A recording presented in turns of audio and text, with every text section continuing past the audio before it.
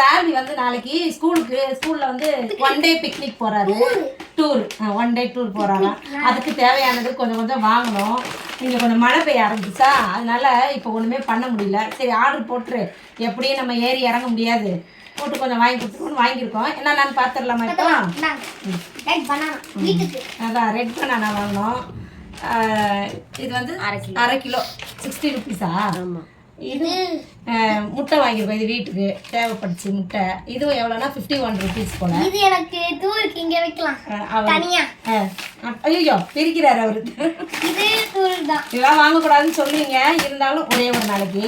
அதனால சரி இவ்வளோ நாள் வாங்கவே இல்லை. இந்த வீட்டுக்கு வந்த பிறகு எதுவுமே. இது வீட்டுக்கு இது கேக்கு இருக்கோ ஒன்று. சரி அவனுக்கு வேணாலும் எடுத்துகிட்டு போவான், நம்மளும் சாப்பிட்டுக்கலாம். இது யோகாட் வந்து சரி நாளைக்கு சாப்பிட்டுக்கிறோம். ஸ்கூலுக்கு இது வீட்டுக்கு. ஐஸ்கிரீம் வாங்கியிருக்கிறாங்க 2 பேரும் சேர்ந்து. ரஸ்க் வாங்கியிருக்கிறோம், பால் ஒரு பாக்கெட் பால் இறங்கி போகிறாங்க. வச்சுட்டாரு அவருக்குரியதெல்லாம் அங்கே இருக்குது. அவ்வளோதான்ப்பா. இதெல்லாம் வந்து இன்னைக்கு ஆர்டர் போட்டு வாங்கினது. இவரை நாளைக்கு பேக் பண்ணி பிக்னிக் அனுப்பி விடலாம். அவ்வளோதான், எல்லாம் வாங்கி முடிச்சுக்கிறோம். இதுக்கு மேலே அடுத்த வீடியோவில் பார்க்கலாம். பாய்.